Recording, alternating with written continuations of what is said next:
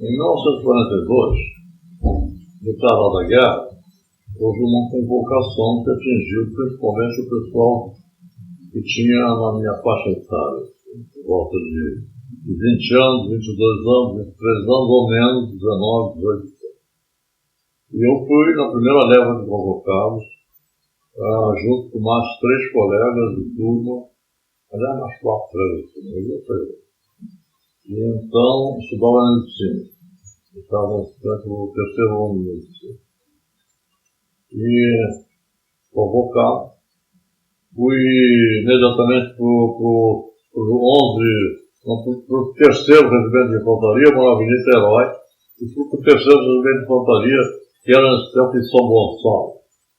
E fiquei como infante lá como soldado de infantaria, durante algum tempo nesse 3º Regimento. Depois, fui mudando de regimento, militar, etc.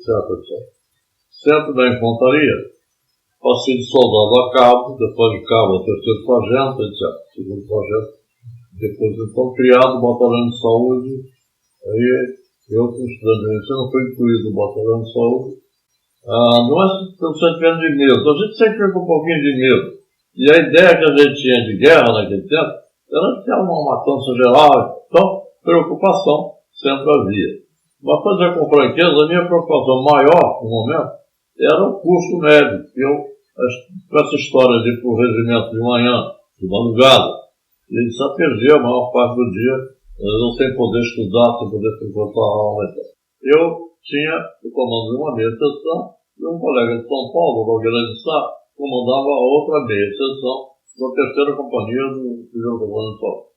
E essas sessões ou meia sessões, ficam muito na vanguarda. Adiante de nós, só tem os patrulheiros do batalhão.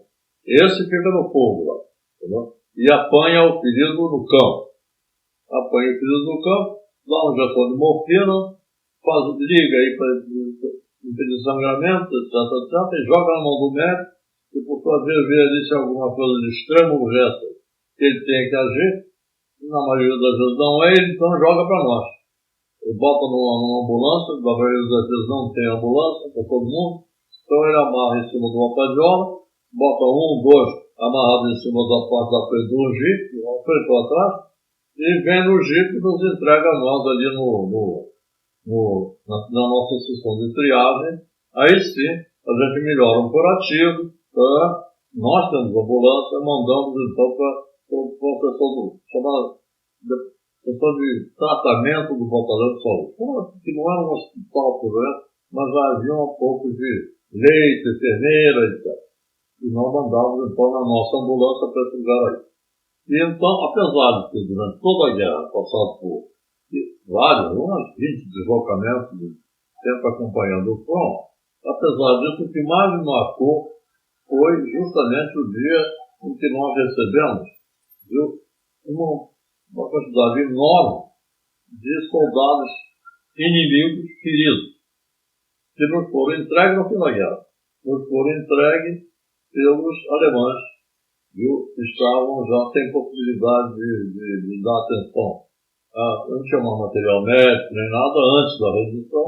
Então, os alemães talvez uma semana ou 10 dias antes da rendição deles.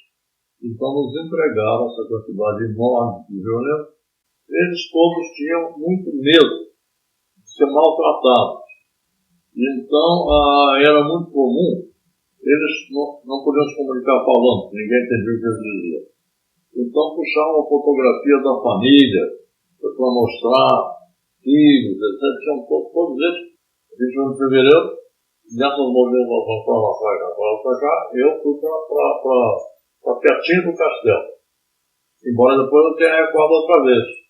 Mas, nessa tomada do castelo, eu fui para a Betaia, fiquei uns 500 metros do fronte. Nós ficamos desde próximo ao ponto nessa fase aí, até mais afastado, até de modo geral, uma média de 2 km, 3 km, depende da logística, o estado das estradas, a maneira de chegar, muita coisa. Eu tentava e até hoje, quando às vezes chegava um pedido, o cara fui lá no fundo e tal. Às vezes o pessoal comigo, será que ia ter coragem de fazer o que esse cara fez? Sair rastejando, embaixo de bala. Será que eu tenho muita admiração? Não, o ferimento foi, como eu disse, foi um desastre de ambulância, porque eu bati com o queixo no vidro da frente da ambulância. Se a ambulância explodiu na frente de alguma coisa, o motorista evidentemente perdeu. Então, daí para diante eu não sei mais nada, porque eu fiquei desacordado, quando eu acordei estava numa ambulância indo para o hospital. Foi um curso intensivo. Um curso intensivo, pior que prático, entendeu?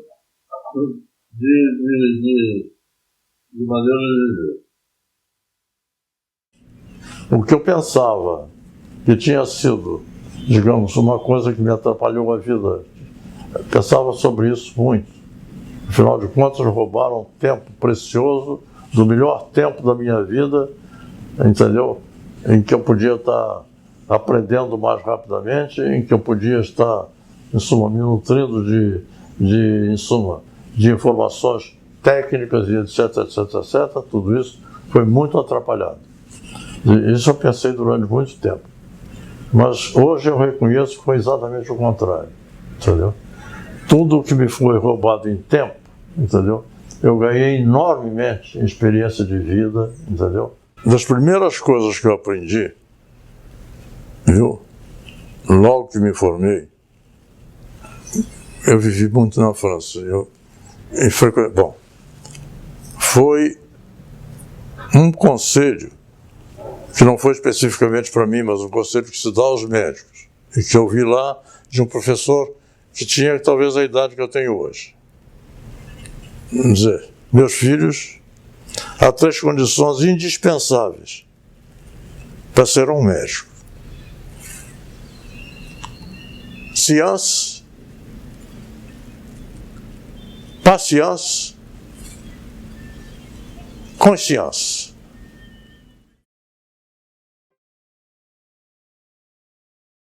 E me apresentei na diretoria de saúde do Exército.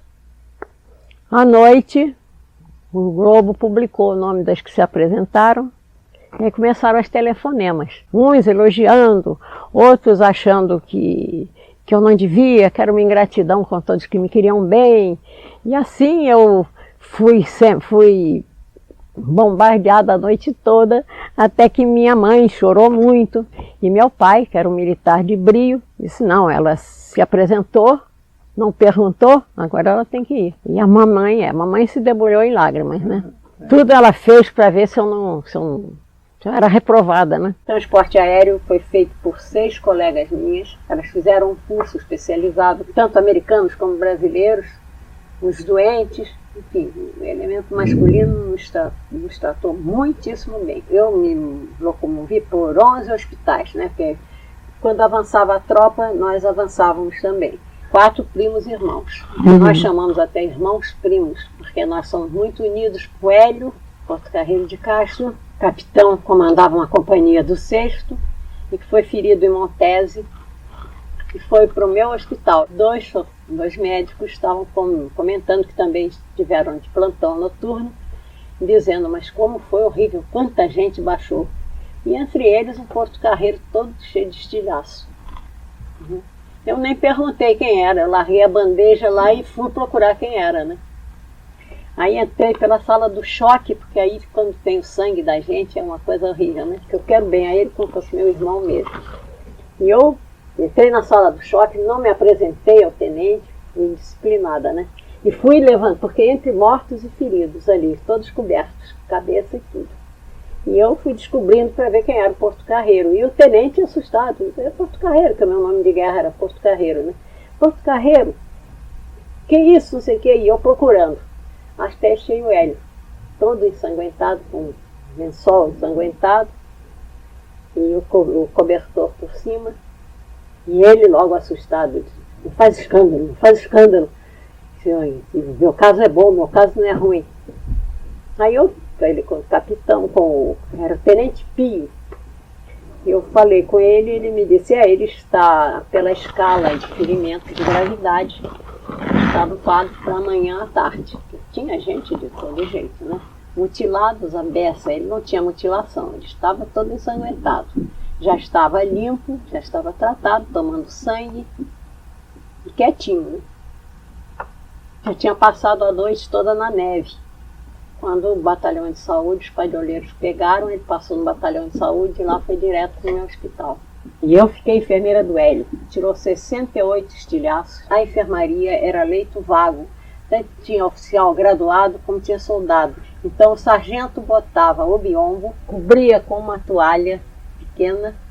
Viu? Nós dávamos banho, lavávamos perna, lavávamos busto, cabeça, tudo éramos nós. Depois entregávamos o sargento e ele fazia a higiene. Tudo era em inglês. O receituário, o médico receitava, nós fazíamos o pedido em inglês, também o relatório era feito em inglês. E somente quando a gente sabia que tinha uma colega que ia substituir, que não conhecia bem o inglês, nós facilitávamos fazer um rascunhozinho para quando baixou, essa coisa assim, né? Mas não vi dificuldade em ninguém, não. Não, era a saudade e também as mutilações, os casos sérios, porque muitas vezes eu ia para a barraca, chorava e voltava rindo, brincando com eles, e eles nos encorajavam, porque muitos deles não sabiam que estavam mutilados. Eu admiro muito o trabalho da enfermagem, eu tenho verdadeira loucura pela carreira que eu escolhi. Eu gosto de estar ao lado do doente. É triste ver doença, mas eu gosto de tratar.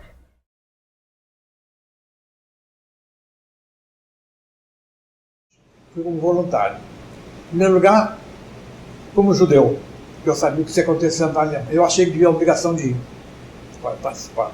Depois daqueles afundamentos, não havia sentido nenhum. Chegamos na Itália, ficamos 4 dias em Nápoles. De Nápoles fomos para a cidade de Stafford, onde estava um acampamento. Nosso efetivo no navio era de 5.300 homens.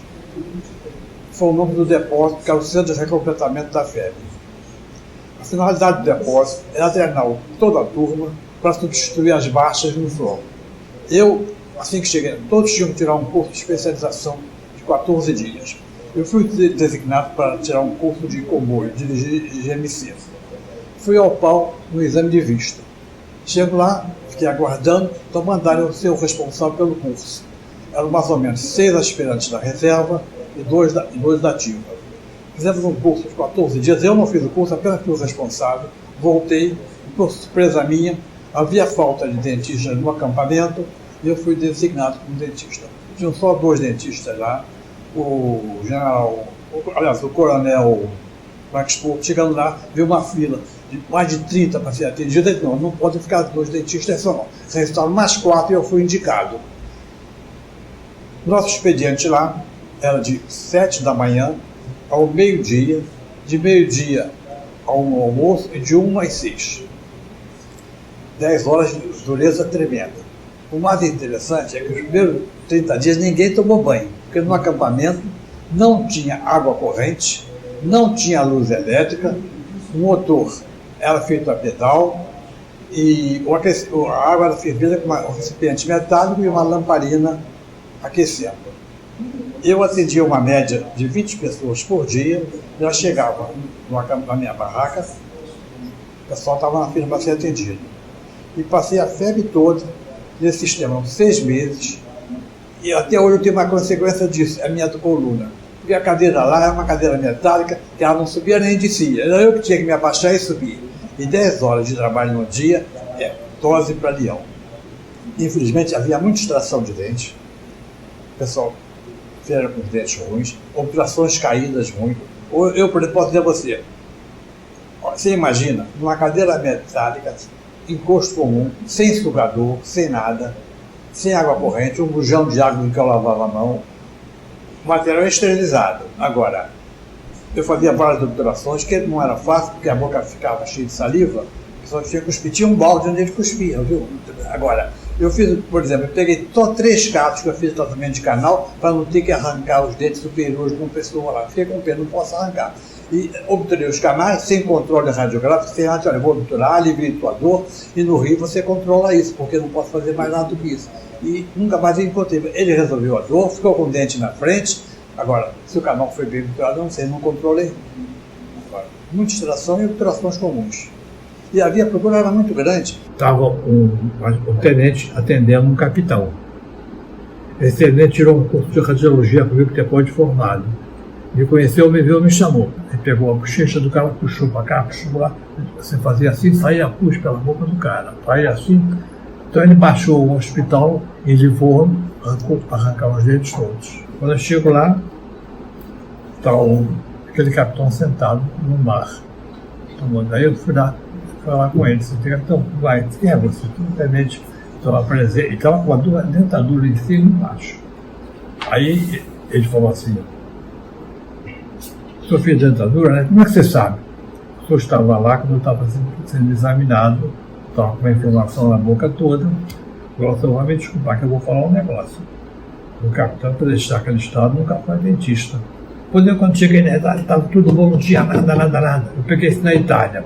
Eu devia ter uma irritação na gengiva, ela estava de gonorreia, passou tudo. Esse cara pegou uma gonorreia, perdeu todos os dentes. Eu vivi o tempo todo num acampamento. Não tive contato externo com nenhum, a não ser quando terminou a guerra. E um frio de rachar também. Fazia lá 1 grau, a noite era de 2 graus. Um frio tremendo. Dormindo em barraca todo o tempo, essas camas de lona e terra batida. O frio do chão ia por cima. Mas a alimentação não se pode falar em nada. O americano foi excelente, um tratamento maravilhoso. Todo o acampamento, muitos nem comiam tão bem lá como na sua própria residência. Nunca faltou comida nem nada. E normal para a turma toda.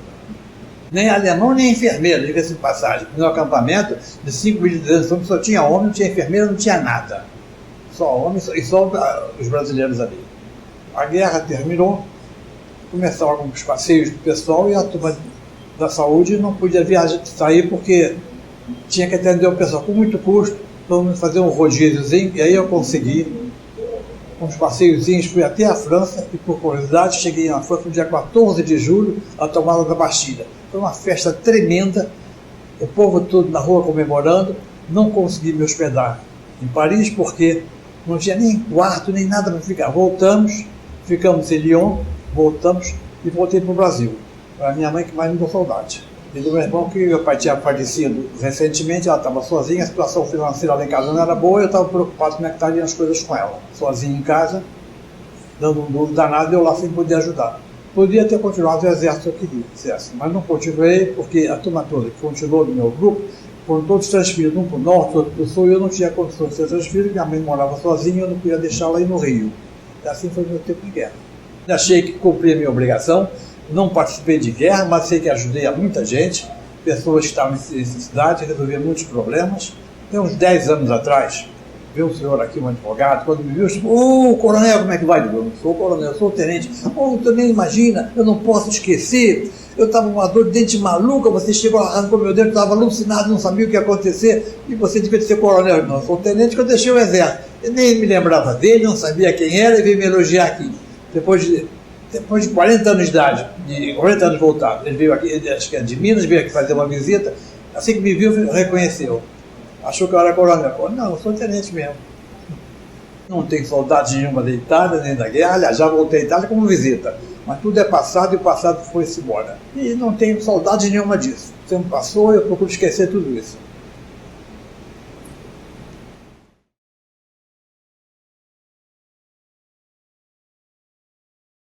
Tive de ir para a guerra. Eu fui para a guerra. Sabe qual era o motivo? Eu queria trabalhar, ajudar a minha família. Não podia ser uma funcionária pública. Tudo que eu fiz na minha juventude foi com muito trabalho. E quando nós formamos lá para esse curso do Exército, esses avisaram que a finalidade era ir para a guerra. Eu falei, eu vou para a guerra. Se eu aqui não posso fazer nada, eu vou fazer o que jamais mulher nenhuma fez. Eu vou para a guerra. Fui procurando fazer uma coisa que a mulher, que eu vi na minha frente, que podia ser uma coisa rara, uma coisa diferente, né? Daquela vida das moças da minha família, que casava, com 25 anos já tinha 2, 3 filhos. Então eu fui para a guerra por ousadia, coragem de enfrentar a vida, para ver se e me deu tudo certo. Então a gente corria perigo a todo momento, perigo de morte. Tinha que pensar, quem vai na chuva é para molhar, se nós viemos é para morrer, ou viver ou morrer. Então enfrentar tudo com muita coragem. Nós éramos 3 enfermeiras em cada enfermaria e 2 técnicos enfermeiros para cuidar de 64. Só a penicilina tomava o seu tempo. Então, quando você começava a aplicar, vinha o enfermeiro com a tabuleta de injeção. Tá pronto? Quando você acabava de aspirar e dar a injeção aqui no 64, já tinha passado as 3 horas de começar de novo. Porque o homem chegava lá consciente que não tinha perdido uma perna, que tinha perdido um olho, que tinha perdido um braço, que tinha perdido isso, que tinha sido mutilado o corpo, que tinha... ele chegava, aí era mais um serviço psicológico. Porque aí ele não queria saber de nada, ele queria morrer. Você tinha que escrever a carta para o pai, para a mãe, para a namorada, se tivesse. Você tinha que fazer tudo para ele. Ele não queria comer, uns porque não tinha mão, outros porque queria morrer, não queria ficar aleijado. Eu tive um doente, 93 ferimentos no corpo, então ele foi operado lá no front e ficou todo mutilado. Todo lugar onde tinha estilhaço, eles tiveram que fazer a cirurgia para tirar. Ele chegou, eu olhei, eu falei assim, uai gente, está tudo cicatrizado. Ele não tinha fratura. Fui pegar o braço dele, ele deu um grito. Quando ele quis virar a cabeça, ele deu um grito mais forte. Porque ele sangrou tanto, o sangue coagulou, que o pelo agarrou um no outro. Ele não podia comer, não podia dormir, não podia mexer. Eu falei, nossa mãe, o que está matando esse homem é isso. Preparamos duas bacias com solução de um remédio, pegamos compressa suficiente, botamos um biombo e nós 2 ficamos meio-dia limpando esse homem. E quando ele levantou o braço, ele chorou. Eu chorei. O enfermeiro, o americano que estava me ajudando, choramos os 3 juntos. A gente não tinha tempo de sentir saudade, ter melancolia, essas coisas normais da vida, tristeza, nem medo. Nem medo, você não tinha tempo nem para ter medo. Eu passei momentos de morrer de medo, mas não tive tempo para ter medo. Tinha coisa que me tomava o tempo de eu ficar curtindo medo. Tudo que eu estou falando está sendo gravado.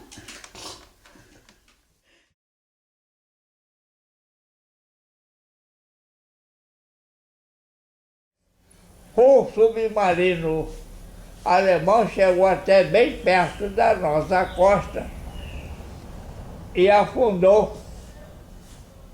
Um navio brasileiro correu uma mocidade meio desorientada, mas correu todo mundo. Queremos guerra, queremos guerra, queremos guerra. Eu não acompanhei essa gritaria. O ditador Getúlio Vargas, que foi um ditador tão cruel quanto o Hitler. Eu falei que ele falou, lembre-se, vocês é que estão pedindo. O Brasil declara guerra às Nações Unidas. Começaram a convocar as Forças Armadas, convocar a reserva. E no primeiro grupo dessa reserva estava eu. Então, ponto muito importante na minha vida. Eu, que estava no regimento de guarnição do Rio, me apresentei voluntário para o regimento Sampaio, destacado para a guerra. A minha mãe falou comigo, meu filho, você faça o que você acha melhor. Eu falei, minha mãe, eu estou fazendo melhor. Eu vou para a guerra. Eu vou voltar. O oficial veio para falar comigo. Você é estudante de medicina? Sou, senhor, segundo ano. E por que você vai fazer concurso para cabo? Eu, tenente, eu vou fazer porque o tenente Ribeiro mandou eu fazer. Então senta lá, faça a prova para sargento. E assim fui eu, terceiro sargento até o final da guerra. 10 de novembro, um lugarzinho chamado Torre de Nerone. Nós tínhamos ocupado uma casa italiana, que os alemães e italianos estavam recuando. Mas de longe, do alto, de Monte Castelo, eles mandavam de vez em quando umas balas de torpedo, uma coisa assim, para inquietação. Então eu saí, e o que eu tinha que fazer era dobrar para a esquerda, encontrar aquela ladeirinha, dobrar para a esquerda outra vez, para encontrar a entrada do porão daquela casa. Não sei o que me deu, em vez de dobrar para a esquerda, eu virei para a direita. Quando eu estava aqui junto das duas paredes, eu ouvi o chiar de uma bomba de um torpedo. Não deu tempo de eu me jogar no chão. Eu colei na parede assim e vi que eu estava aqui, a bomba estourou aqui a 2 metros de mim, protegido por duas paredes de pedra. Da onde eu estava, eu vi um soldado, era um pretão grande de 2 metros, um cara fortão, apelido de mão de onça. Ele deu tempo dele se jogar no chão para fugir da bomba. A bomba pegou uma tora de madeira, virou assim, aquela tora de madeira bateu nas costas do mão de onça. Eu peguei aquele negão enorme, botei no jipe, levei no hospital americano. No dia seguinte, mão de onça no leite, todo entubado, todo... Tinha sido operado. Hemorragia interna, com um rim estourado. Quer dizer, eu não morri naquela coisa que caiu perto e fui salvar o mão de onça que estava lá, pai. Essa é uma das coisas que eu tenho imenso de orgulho de ter feito, porque além de salvar a minha vida, fui salvar a vida de Mão de Onça. 12 de dezembro, Monte Castelo. Uma tropa que recua, que foge, porque foi derrotada, é uma coisa dramática. Vieram falar comigo que 2 soldados tinham ficado no campo sem poder se mexer, feridos. Ninguém queria voltar lá. 4 voluntários foram comigo para pegar os 2 que estavam lá feridos na lama. Aí eu já estava mais ou menos conhecedor das coisas da medicina. Cuidei dos ferimentos dos 2. Quando nós terminamos tudo, para transportar os 2 para descer, um italiano já procura descer ali pelo lado esquerdo, porque aqui pelo lado direito está campo aberto. Ali atrás tem uma metralhadora de alemão e descemos. Nesse salvamento desses 2 é a citação ao meu nome por ato de bravura.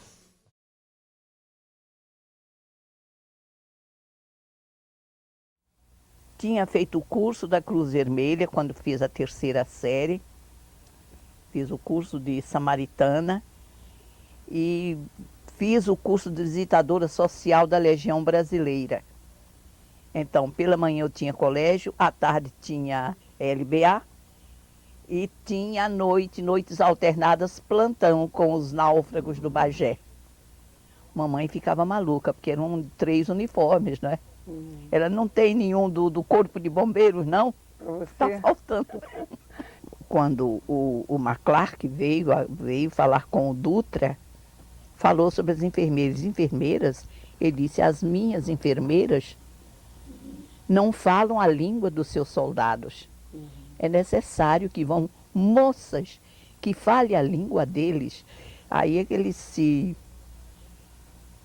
dizendo gíria, se mancou e abriu o voluntariado para as enfermeiras. Eu sabia que mamãe não ia deixar. Então eu me inscrevi devagarinho. E o curso ia ser na Bahia, o curso do Exército. Eu me inscrevi lá no 28BC.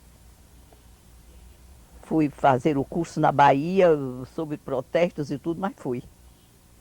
E quando eu cheguei e comecei as provas no colégio, né, do clássico, o sargento foi lá em casa levar a minha convocação, né? Eu assinei. Foi desespero, porque quando eu escrevi para a mamãe, vou fazer um curso agora lá do Exército, vai ser muito bom, curso de aperfeiçoamento. Ali o colégio já deixou. Eu me lembro que meu uniforme de embarque chegou quase às vésperas. Quando eu vesti a calça, era a abertura dos lados. Não abotoou direito. Eu despreguei os botõezinhos, preguei bem na pontinha. O nervosismo do embarque, pré-embarque e tudo, né? O medo de espirrar desgraçado. Porque se eu espirrasse, ia voar botão todo canto. Não ia ficar bom. O americano tem uma coisa maravilhosa que é a rotina. Você prestando atenção à rotina do hospital, da sua enfermaria, não tinha problema. Falasse inglês, grego, russo, o que fosse, não tinha problema. A primeira coisa a servir era o café. Era o café da manhã. Tinha aquela bandeja com tudo bem. Punha nas caminhas e tudo. Quem podia andar tinha mesa, levava e sentava. Depois vinha o banho de leito. Um capacete de aço com água quente. Você ia, lavava as costas, braço, perna, rápido. Tá, tinha o back rubbing, quer dizer, a massagem nas costas, para não dar escaras. A troca de roupa de cama. Isso ia fazendo, né? Era uma coisa contínua. Vocês, Uma rotina. As americanas, tudo fazendo a mesma pesado coisa. junto, né? Todos juntos. Com um bom relacionamento. Não era brincadeira não, tá? Aquela enfermaria que era 2 vezes esta sala, cheia de camas com gente sem perna, sem braço, intestino aberto, tudo que você pode imaginar, de horrível. E a o gente sistema de trabalho trabalhando. de vocês era quantas Revezamento. horas? Revezamento. Revezamento. E a gente ficava naquilo e chama daqui, vai para lá e dá o banho de leite, faz isso, faz aquilo, com todo o carinho. E eles davam aqueles dias, long day, um dia inteiro para a gente passear. Ou então uma tarde toda, para não cansar. Não era brincadeira, não. Eu, quando me chamam para falar com crianças, no colégio e tudo, eu falo minha parte toda. Depois digo, não tenham medo de sonhar. Sonhem e vão aí, lutem pelo que vocês querem. Porque o meu sonho era ser enfermeira e toda a família era contra. Era meu sonho fazer alguma coisa pelo meu país e fiz. Não desejem nunca servir no hospital de sangue. Mas se por acaso a história os impelir para esse conceito, enfrentem. Não existe memória mais querida do que a minha da guerra.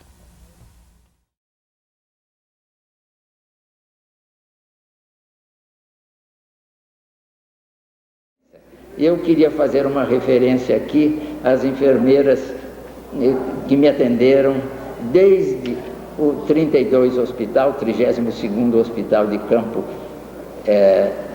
em Valdebura, na Itália, depois ao 16º Hospital de Evacuação, ao 7º Hospital de Estacionamento e ao 45º Hospital Geral, este último em Nápoles. Em todos eles eu fui assistido por enfermeiras da nossa pátria. A enfermeira Neuza Magalhães, se não me engano, a enfermeira que me entrevista é Elza Cansanção Madeiros, outra Elza Ferreira Viana, no 7º Hospital, a Virgínia, a Araci e há outras que eu não me lembro.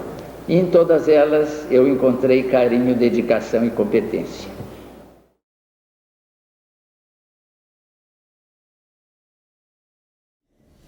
Eu fui ferido lá, né? Você sabe? Nós estávamos numa posição que chama Gás Montana há 30 dias.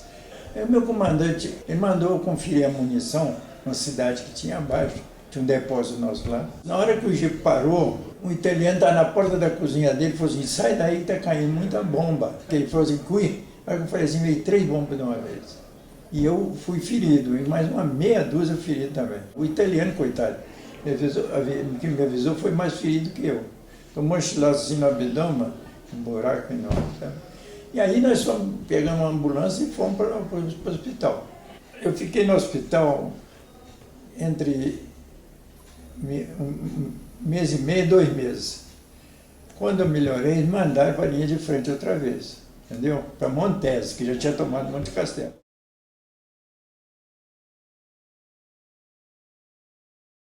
Depois de conquistar Montese, uma determinada hora lá foi uma chuva de granada em cima de morteiro muito grande. E eu deitei no chão, encostei no barranco, mas não teve jeito. Quando eu vi, a minha mão estava sangrando. E eu pensei comigo assim, dizem que não dói. Eu vou ver se eu procurei no corpo se tinha mais algum ombro, não tinha. Mas a mão estava sangrando. Me levaram para um departamento lá, fizeram os curativos. No dia seguinte fui transportado de jipe para um hospital de emergência, que eram barracas. Fizeram os curativos devido e coisa e tal, aí veio com a padiola me pegar. Quando me pegaram na padiola e foram me levar na ambulância, eu fui transportado para o hospital de Livorno. Quando eu fui ferido, o rádio publicou, foi um sofrimento muito grande da minha mãe. 2.722 feridos em combate, no total. Você vê que a média não é brincadeira.